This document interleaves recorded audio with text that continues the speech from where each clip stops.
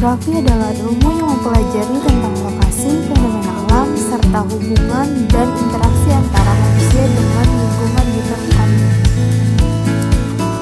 Selanjutnya ada konsep dasar geografi.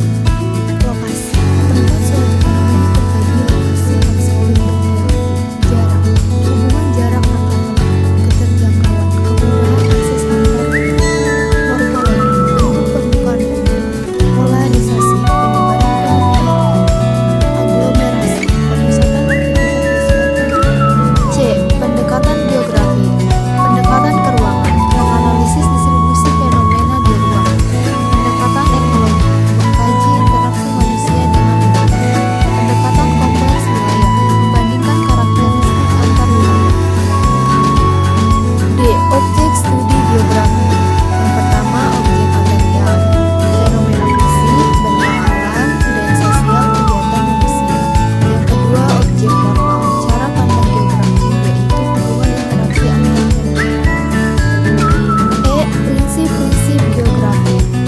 Prinsip distribusi, persebaran fenomena, prinsip interaksi, hubungan antar fenomena, prinsip deskripsi, penjelasan fenomena, prinsip korologi, gabungan prinsip lainnya untuk analisis dunia. F. Aspek geografi.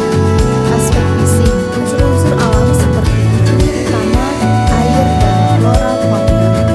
Aspek sosial, aktivitas manusia meliputi budaya, ekonomi, dan politik.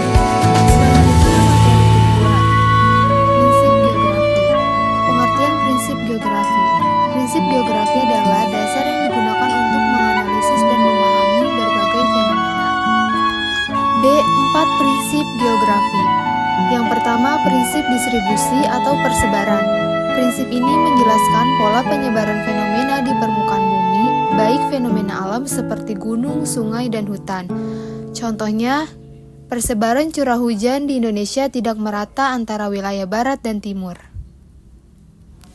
Prinsip interrelasi atau keterkaitan. Prinsip ini mengkaji hubungan antara dua atau lebih fenomena di bumi. Contohnya, erosi tanah terjadi karena hujan deras, aspek fisik, dan penggundulan hutan oleh manusia, aspek sosial. Prinsip deskripsi atau penjelasan.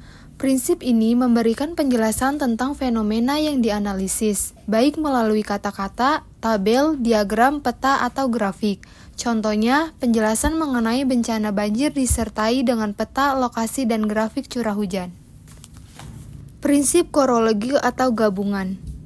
Prinsip ini merupakan gabungan dari prinsip distribusi, interrelasi, dan deskripsi untuk menganalisis fenomena secara menyeluruh dalam ruang tertentu. Contohnya, studi tentang penyebab kekeringan di suatu daerah melibatkan analisis distribusi curah hujan, hubungan dengan aktivitas manusia, dan penjelasan fenomena tersebut secara rinci. Selanjutnya, materi 3, jenis dan karakteristik bencana alam. A. Bencana geologi.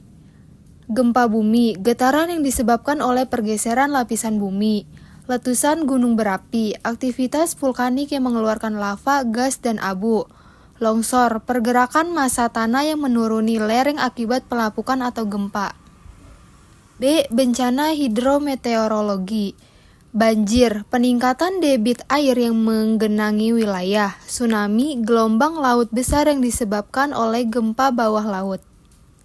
C. Bencana biologis. Wabah penyakit, penyebaran penyakit menular dalam skala besar. Selanjutnya D. Bencana teknologi.